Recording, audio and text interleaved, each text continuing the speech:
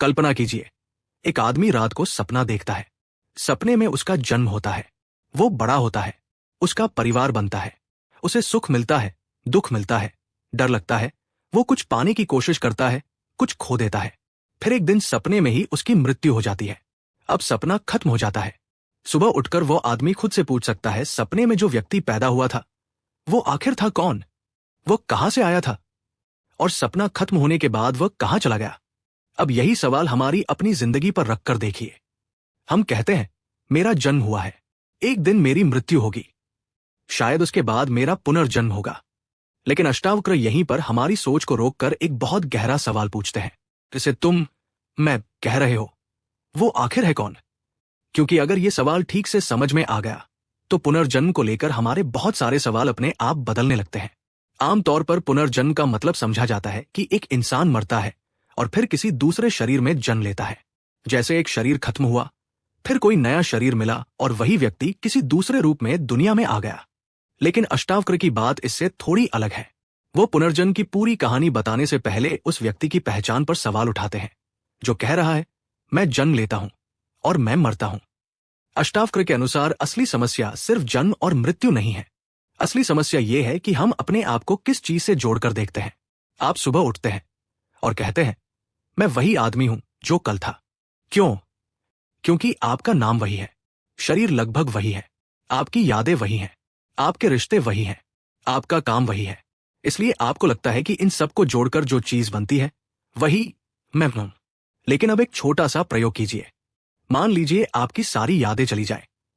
आपको अपना नाम याद न रहे, अपना परिवार याद न रहे, अपना काम याद न रहे, बचपन याद न रहे, तो क्या आप पूरी तरह खत्म हो गए?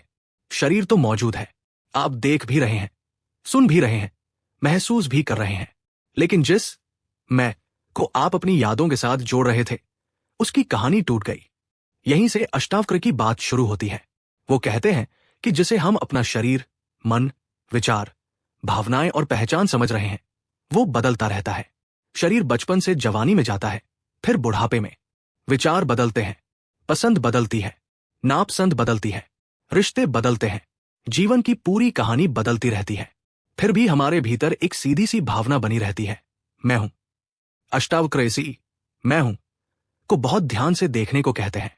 लेकिन यहां एक बहुत जरूरी फर्क है। अष्टावक्र जिस आत्मा की बात करते हैं वो कोई ऐसी चीज नहीं है जो शरीर के अंदर बैठी हुई कोई छोटी सी व्यक्ति जैसी आत्मा हो और मृत्यु के बाद एक शरीर छोड़कर दूसरे शरीर में चली जाए। उनकी अंतिम दृष्टि में आत्मा ऐसी कोई यात्रा करने वाली वस्तु नहीं है।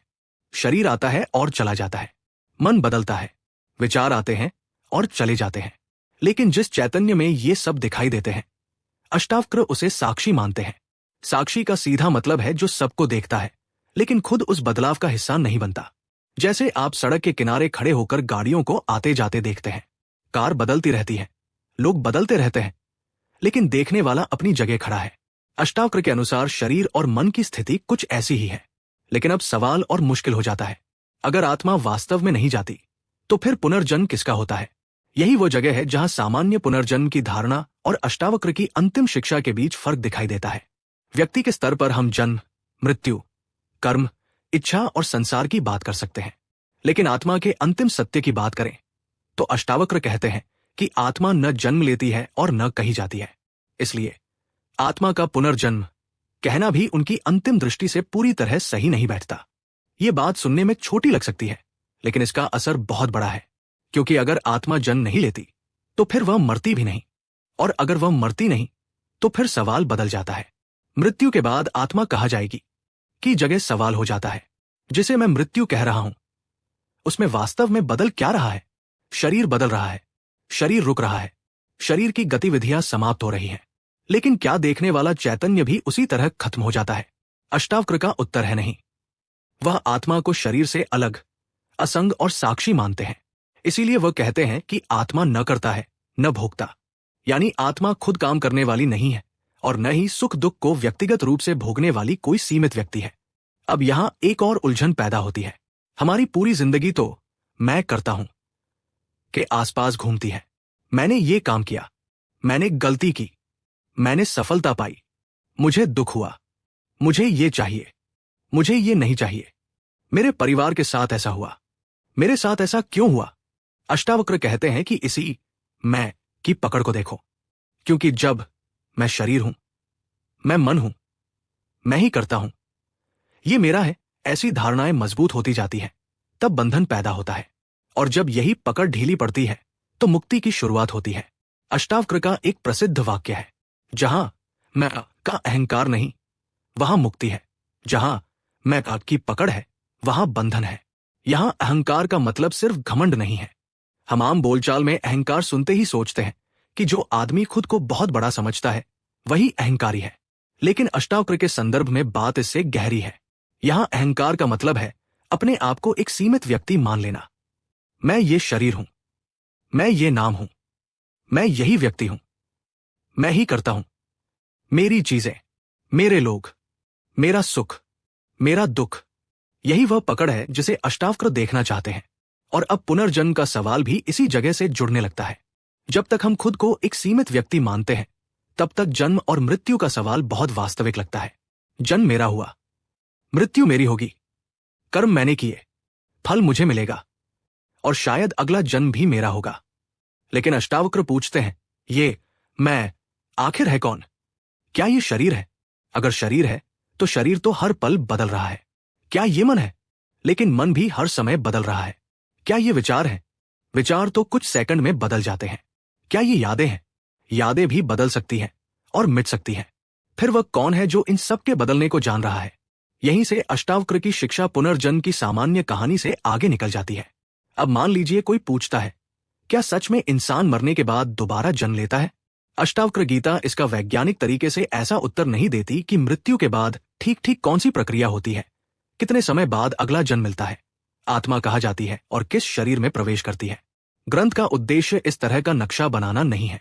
इसलिए अगर कोई कहे कि अष्टावक्र ने पुनर्जन्म की पूरी वैज्ञानिक प्रक्रिया बता दी है, तो ये बात सही नहीं होगी। अष्टावक्र का ध्यान कहीं और है। वो हमें मृत्यु के बाद क्या होगा, इस सवाल से पहले, मृत्यु से पहले एक और सवाल पूछने को कहते हैं। अभी तुम कौन हो? क्योंकि अगर तुमने अभी तक ये नहीं जाना कि मैं किसे कह रहे हो, तो मृत्यु के बाद मैं कहाँ जाऊंगा, पूछना शायद समय से पहले है। और यही बात कर्म पर भी लागू होती है। हम पूछते हैं, अगर पिछले जन्म के कर्म अगले जन्म में फल देते हैं, तो वे कर्म किसके हैं? अष्टावक्र यहां भी सामान्य हिसाब किताब से आगे जाते हैं। वो कहते हैं, पहले कर्ता को पहचानो। कौन कह रहा है मैंने कर्म किया? अगर तुम अपने आप को शरीर और मन मानते हो, तो कर्म और उसका फल तुम्हारे अनुभव का हिस्सा बनते हैं। लेकिन शुद्ध आत्मा की दृष्टि से अष्टावक्र कहते हैं, तुम कर्ता नहीं हो। इसका मतलब यह नहीं कि रोजमर्रा की जिंदगी में किए गए कामों का कोई असर नहीं होता। इसका मतलब यह है कि अंतिम सत्य के स्तर पर आत्मा को उस सीमित व्यक्ति के रूप में नहीं देखा जा सकता जो हर काम का मालिक बनकर बैठा है। यही फर्क समझना बहुत जरूरी है, क्योंकि अगर इसे नहीं समझा तो अष्टावक्र की बात बहुत आसानी से गलत समझी जा सकती है। कोई सोच सकता है, अगर मैं करता ही नहीं हूं तो फिर मैं कुछ भी करूं, कोई फर्क नहीं पड़ता। लेकिन अष्टावक्र का सवाल जिम्मेदारी से भागने का रास्ता नहीं है। वो उससे भी गहरी चीज देख रहे हैं, उस मैं को जो हर अनुभव पर अपना नाम लिख देता है। सुख आया तो कहता है मेरा सुख, दुख आया तो कहता है मेरा दुख, सफलता मिली तो कहता है मैं सफल हूं, हार मिली तो कहता है मैं असफल हूं।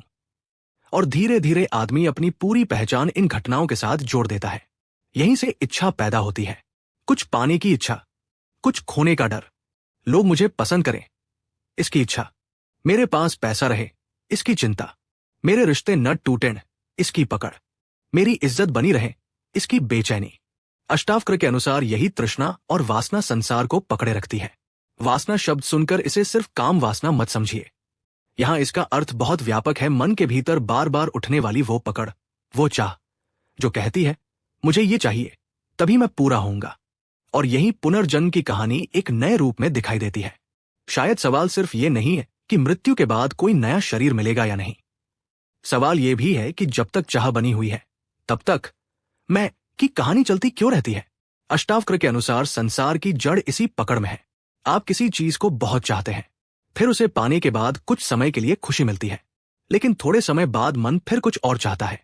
एक इच्छा पूरी हुई, दूसरी पैदा हो गई, दूसरी पूरी हुई, तीसरी आ गई, और आदमी पूरी जिंदगी कुछ पाने और कुछ बचाने में लगा रहता है। अब सोचिए, अगर यही पकड़ खत्म हो जाए तो क्या बचेगा?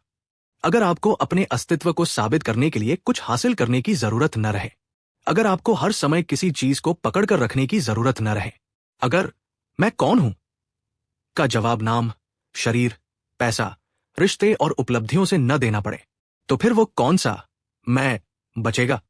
यही अष्टावक्र हमें उस जगह ले जाना शुरू करते हैं जहां पुनर्जन्म का सवाल धीरे धीरे एक और बड़े सवाल में बदल जाता है। अगर मैं वो नहीं हूं जो जन्म लेता है, बदलता है और मरता है, तो फिर मैं वास्तव में कौन हूं? और शायद इस पूरे विषय की असली कुंजी यही छिपी है, क्योंकि जब तक हम इस मैं को समझ नहीं लेते, तब तक हम पुनर्जन्म के बारे में चाहे जितने सवाल पूछ लें। आत्मा कहा जाती है, अगला शरीर कैसे मिलता है, पिछले जन्म की याद क्यों नहीं रहती, कर्म अगले जन्म तक कैसे पहुंचता है, हर सवाल किसी न किसी नए सवाल को जन्म देता रहेगा। लेकिन अगर मैं की जड़ ही पकड़ में आ जाए तो तस्वीर अचानक बदलने लगती है। अष्टावक्र इसी बदलाव की ओर इशारा कर रहे हैं। और अब अगला सवाल सबसे कठिन है। अगर शरीर, मन, यादें और व्यक्तित्व बदलते रहते हैं, तो पिछले जन्म का मैं और इस जन्म का मैं आखिर एक कैसे हो सकते हैं? यहीं से पुनर्जन्म की पूरी पहेली का सबसे गहरा हिस्सा शुरू होता है। अगर शरीर, मन, यादें और व्यक्तित्व बदलते रहते हैं, तो पिछले जन्म का मैं और इस जन्म का मैं आखिर एक कैसे हो सकते हैं? यह सवाल जितना सीधा लगता है, उतना ही मुश्किल है। मान लीजिए किसी व्यक्ति का पिछला जन्म था।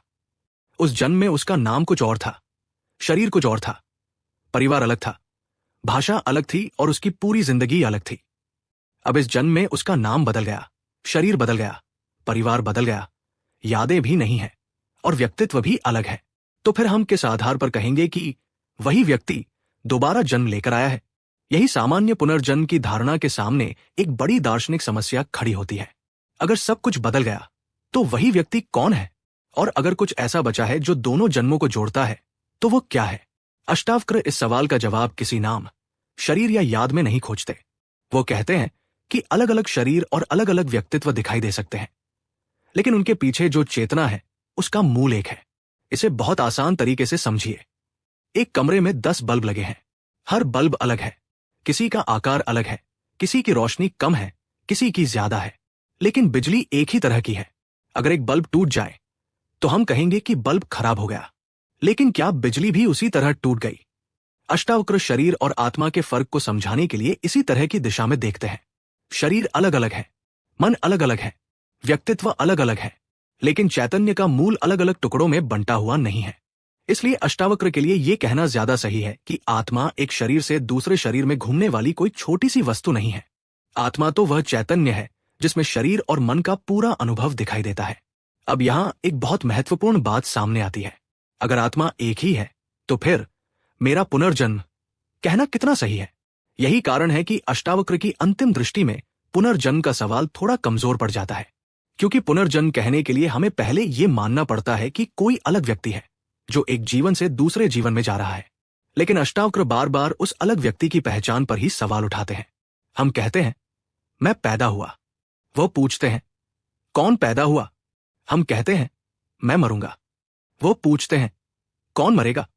हम कहते हैं, मैंने कर्म किया। वो पूछते हैं, कर्ता कौन है? और जब हम कहते हैं, मैं अगले जन्म में फिर आऊंगा, तो वही सवाल फिर सामने आता है, कौन आएगा? यही अष्टावक्र की शिक्षा सामान्य धार्मिक चर्चा से बिल्कुल अलग दिशा में चली जाती है। वह आपको अगले जन्म की कहानी सुनाने में ज्यादा रुचि नहीं रखते। वह आपको उस व्यक्ति की खोज पर भेजते हैं जो अगले जन्म की चिंता कर रहा है। अब यह बात सुनकर किसी को लग सकता है कि अष्टावक्र पुनर्जन्म को पूरी तरह नकार रहे हैं, लेकिन बात इतनी सीधी भी नहीं है। उनकी भाषा में संसार, जन्म और अनेक जन्मों की चर्चा मिलती है। वे मनुष्य की उस स्थिति की बात करते हैं जिसमें इच्छा, वासना, कर्म और आसक्ति उसे संसार में बांधे रखते हैं। अर्थात व्यवहार की दुनिया में जन्म, मृत्यु और संसार की बात अपनी जगह है, लेकिन आत्मा के अंतिम सत्य की बात करें तो वहां जन्म ही नहीं है। इसे 2 स्तरों से समझना आसान होगा। एक है वह स्तर जहां आप खुद को एक व्यक्ति मानते हैं। यहां आपका नाम है, शरीर है, परिवार है, काम है, सुख है, दुख है, कर्म है और मृत्यु का डर भी है। इस स्तर पर पुनर्जन्म का सवाल उठता है। दूसरा स्तर है वह जिसे अष्टावक्र आत्मस्वरूप कहते हैं। यहां आप शरीर से पहले हैं, मन से अलग हैं, विचारों के आने जाने को देखते हैं। इस स्तर पर आत्मा को न जन्म लेना है, न कहीं जाना है, यही फर्क पूरी बात की कुंजी है। और इसी कारण अष्टावक्र का दर्शन हमें एक अजीब सी जगह पर ले आता है। वो कहता है कि जिस चीज को हम बचाने की पूरी जिंदगी कोशिश करते हैं, शायद वही हमारी असली पहचान नहीं है। हम शरीर को बचाते हैं, नाम को बचाते हैं, इज्जत को बचाते हैं, पैसा बचाते हैं, रिश्ते बचाते हैं, अपनी छवि बचाते हैं और सबसे ज्यादा अपने मैं को बचाते हैं। लेकिन एक दिन शरीर छूट जाता है, नाम पीछे रह जाता है, पैसा किसी और का हो जाता है, रिश्ते बदल जाते हैं, यादें भी मिट सकती हैं। तो फिर जिसे हम इतनी मजबूती से मैं कहते रहे, वो वास्तव में था क्या? यही सवाल मृत्यु के डर को भी बदल देता है। हम मृत्यु से इसलिए डरते हैं क्योंकि हमें लगता है कि मृत्यु के बाद मैं खत्म हो जाऊंगा। लेकिन अगर मैं कि हमारी पहली पहचान ही गलत है, तो डर किस चीज का है? अष्टावक्र मृत्यु से बचने का तरीका नहीं बताते, वह उससे भी आगे जाते हैं। वह कहते हैं, पहले देखो कि मरने वाला कौन है। शरीर तो बदलना शुरू हो चुका है। जिस शरीर के साथ आपने ये वीडियो शुरू किया था, वही शरीर बचपन में नहीं था। बचपन की तस्वीर देखिए, चेहरा अलग है, शरीर अलग है, सोच अलग थी, आवाज अलग थी, पसंद अलग थी। फिर भी आप तस्वीर देखकर कहते हैं, ये मैं हूं।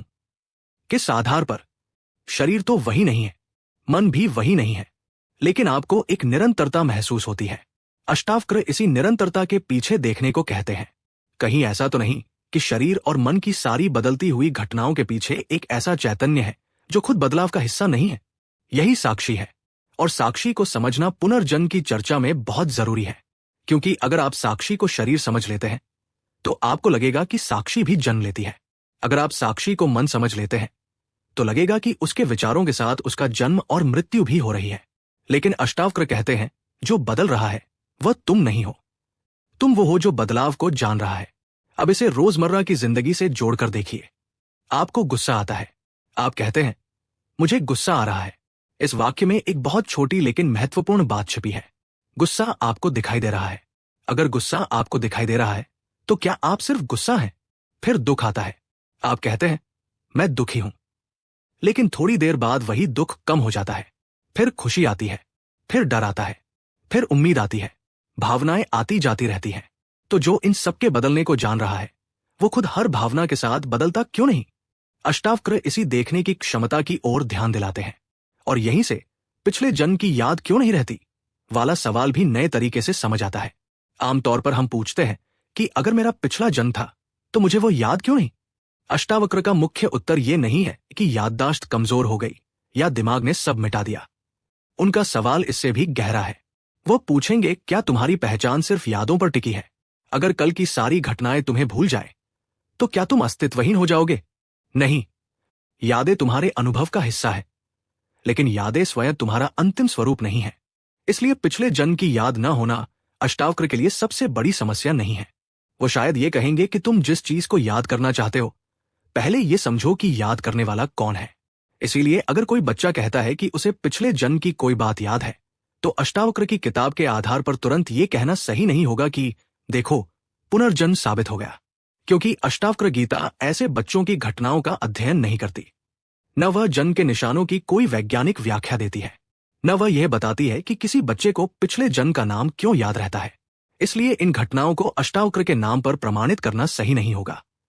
ये अलग सवाल है, उसके लिए अलग प्रमाण चाहिए। यही ईमानदारी जरूरी है। आध्यात्मिक दर्शन और वैज्ञानिक प्रमाण को एक ही चीज मान लेना हमें भ्रमित कर सकता है। अष्टावक्र गीता आत्मज्ञान की बात करती है। वह प्रयोगशाला में पुनर्जन्म साबित करने की कोई विधि नहीं देती। इसलिए अगर कोई कहे कि अष्टावक्र गीता पुनर्जन्म का वैज्ञानिक प्रमाण है, तो ये कहना ग्रंथ की सीमा से बाहर जाना होगा। इसी तरह अगर कोई पूछे कि पास्ट लाइफ रिग्रेशन में जो व्यक्ति कुछ याद करता है, क्या वह निश्चित रूप से पिछले जन्म की मेमोरी है, तो इसका उत्तर भी अष्टावक्र गीता से नहीं निकाला जा सकता। हिप्नोसिस या रिग्रेशन में दिखाई देने वाली किसी मेमोरी को सीधे पिछले जन्म का प्रमाण मानना एक अलग दावा है। अष्टावक्र ने ऐसा कोई नियम नहीं दिया। लेकिन इन सवालों के पीछे एक बहुत दिलचस्प मनोवैज्ञानिक बात जरूर है। इंसान अपने बारे में एक कहानी बनाकर जीता है। मैं ऐसा आदमी हूं, मेरे साथ हमेशा ऐसा ही होता है, मैं बचपन से ऐसा हूं, मेरी जिंदगी में ये हुआ, इसलिए मैं ऐसा बन गया। हम अपनी यादों से अपनी पहचान बनाते हैं, फिर उस पहचान को बचाने लगते हैं। कोई हमारी पहचान पर सवाल उठाए तो हमें बुरा लगता है, कोई हमारी इज्जत को चोट पहुंचाए तो दर्द होता है, कोई हमारी पसंद को गलत कहे तो हम बहस करने लगते हैं। क्यों? क्योंकि हमें लगता है कि हमारी बात पर सवाल नहीं उठा, बल्कि मुझ पर सवाल उठा है। अष्टावक्र इसी मुझ पर को पकड़ते हैं। वो देखते हैं कि आदमी ने अपने शरीर और मन से इतनी गहरी पहचान बना ली है कि शरीर को लगी चोट मन को अपनी चोट लगती है। किसी ने नाम की आलोचना की तो लगता है कि मेरे अस्तित्व पर हमला हुआ, और किसी रिश्ते के टूटने पर लगता है कि मैं ही टूट गया। यहीं से आसक्ति पैदा होती है। आसक्ति का सीधा मतलब है किसी चीज से इतनी मजबूत पकड़ कि उसके बदलने पर हमारा भीतर भी हिल जाए। अष्टावक्र के अनुसार यही पकड़ संसार को मजबूत बनाती है। इसलिए वह सिर्फ ये नहीं कहते कि पुनर्जन्म होगा या नहीं होगा। वह पूछते हैं, तुम्हें जन्म लेने की जरूरत महसूस ही क्यों हो रही है? तुम किस चीज को पाने के लिए फिर आना चाहते हो? तुम्हारी कौन सी चाह अभी पूरी नहीं हुई? तुम किस चीज को छोड़ नहीं पा रहे? यहां पुनर्जन्म का सवाल अचानक बहुत व्यक्तिगत हो जाता है। मान लीजिए किसी आदमी को पैसा बहुत चाहिए। वो पैसा कमाता है, फिर उसे लगता है कि थोड़ा और होना चाहिए। वो और कमाता है, फिर सुरक्षा चाहिए, फिर इज्जत चाहिए, फिर दूसरों से आगे निकलने की इच्छा होती है, फिर डर आता है कि कहीं जो मिला है वह छिन न जाए। एक इच्छा पूरी हुई, दूसरी खड़ी हो गई। अगर आदमी इस दौड़ को समझे बिना मर जाता है तो उसके जीवन की पूरी मानसिक कहानी इच्छाओं और पकड़ से बनी रहती है। अष्टावक्र का जोर इसी पकड़ को खत्म करने पर है। वो कहते हैं कि वासना ही संसार है। यहां संसार का मतलब केवल पेड़, पहाड़, घर, सड़क और लोग नहीं है। संसार का एक गहरा अर्थ है मन की वो लगातार चलती हुई पकड़, जिसमें आदमी बार बार कहता है, ये चाहिए, ये नहीं चाहिए, ये मेरा है, ये मुझे मिलना ही चाहिए। जब यह पकड़ खत्म होती है तो अष्टावक्र के लिए मुक्ति की शुरुआत होती है। और अब एक बहुत बड़ा सवाल सामने आता है। अगर वासना और अहंकार संसार को चलाते हैं तो क्या अच्छे कर्म भी हमें उसी चक्र में रखते हैं? क्या अच्छे कर्म करने से अगला जन्म बेहतर होगा? या अष्टावक्र इससे भी आगे जाकर कुछ और कह रहे हैं? यहां फिर वही फर्क समझना होगा। भारतीय दर्शन की कई परंपराएं कर्म और पुनर्जन्म को जोड़ती हैं। अच्छे कर्म का अच्छा फल और बुरे कर्म का बुरा फल, ये विचार बहुत प्रसिद्ध है। लेकिन अष्टावक्र गीता का मुख्य उद्देश्य कर्मों की ऐसी लंबी सूची बनाना नहीं है कि कौन सा कर्म अगले जन्म में कौन सा फल देगा। वह उससे ज्यादा सीधा सवाल पूछते हैं, कर्म कर कौन रहा है? अगर कर्ता की भावना ही खत्म हो जाए तो कर्म को लेकर तुम्हारी पूरी समझ बदल जाती है। अष्टावक्र आत्मा को अकर्ता कहते हैं। इसका अर्थ यह नहीं कि शरीर कुछ करेगा ही नहीं। आप खाना खाएंगे, काम करेंगे, बोलेंगे, चलेंगे, परिवार संभालेंगे, दूसरों की मदद करेंगे, गलतियां भी होंगी, सही काम भी होंगे, लेकिन भीतर यह पकड़ धीरे धीरे कमजोर हो सकती है कि इन सब का अंतिम मालिक मैं हूं। यही अष्टावक्र की शिक्षा का बहुत गहरा हिस्सा है। और शायद इसी वजह से वह ये नहीं कहते कि मोक्ष पाने के लिए बस अगले जन्म का इंतजार करो। वो कहते हैं, अभी देखो, अभी पहचानो, अभी समझो। क्योंकि अगर मुक्ति को भविष्य में टाल दिया तो मन फिर उसी खेल में चला जाएगा। अगले जन्म में ठीक हो जाएगा, अगले जन्म में मुझे सब मिलेगा, अगले जन्म में मैं बेहतर बनूंगा। लेकिन अष्टावक्र पूछेंगे, अगर अभी भी वही मैं पकड़ कर बैठा है तो अगला जन्म बदलने से क्या बदलेगा? शरीर बदल सकता है, नाम बदल सकता है, जगह बदल सकती है, कहानी बदल सकती है, लेकिन अगर भीतर की पकड़ वही रही तो समस्या का मूल कहां बदला? यहीं से पुनर्जन्म का सबसे गहरा अर्थ सामने आता है। शायद अष्टावक्र के लिए असली समस्या यह नहीं कि कितनी बार शरीर बदले। असली समस्या यह है कि मैं शरीर हूं की धारणा कितनी मजबूत है। जब तक यह धारणा है तब तक संसार है, जब तक चाह है तब तक पकड़ है, जब तक पकड़ है तब तक बंधन है, और जब मैं करता हूं की भावना भी बनी हुई है तब कर्म और उसके परिणाम की पूरी कहानी चलती रहती है। लेकिन जब आदमी अपने वास्तविक स्वरूप को पहचान लेता है तब अष्टावक्र की भाषा अचानक बहुत कठोर और बहुत गहरी हो जाती है। वो कहते हैं, कुतो जन्म, कुतो कर्म। जन्म कहाँ है, कर्म कहाँ है? ये सवाल सुनकर पहली बार में अजीब लगता है, क्योंकि हम तो रोज जन्म और कर्म की दुनिया में जी रहे हैं। लेकिन अष्टावक्र शरीर और आत्मा के दो अलग स्तरों की बात कर रहे हैं। शरीर के स्तर पर जन्म है, जीवन है, कर्म है, मृत्यु है। लेकिन आत्मा के अंतिम स्तर पर वहां जन्म लेने वाला कोई अलग व्यक्ति नहीं है, जाने वाली कोई आत्मा नहीं है, मरने वाली कोई सीमित चेतना नहीं है। और यही अष्टावक्र की पूरी शिक्षा अपने सबसे बड़े सवाल की ओर पहुंचती है। अगर आत्मा न जन्म लेती है, न मरती है, न कहीं जाती है, तो फिर मोक्ष किसकी जरूरत है? यही सवाल आगे की पूरी बात को बदल देता है। क्योंकि शायद अष्टावक्र के अनुसार मोक्ष का मतलब किसी जगह पहुंचना नहीं है। मोक्ष का मतलब यह समझना है कि जिस बंधन को तुम सच मानकर बैठे थे, उसकी जड़ ही एक गलत पहचान में थी। और जब ये बात सच में समझ में आती है, तब पुनर्जन्म के बारे में हमारा आखिरी सवाल भी बदल जाता है। क्या मुझे अगला जन्म मिलेगा से ज्यादा गहरा सवाल हो जाता है, जिसे मैं मुझे कह रहा हूं। वो अभी इसी क्षण वास्तव में कौन है? यही वो जगह है जहां अष्टावक्र पुनर्जन्म की पूरी चर्चा को जन्म और मृत्यु की कहानी से उठाकर आत्मज्ञान के सवाल में बदल देते हैं।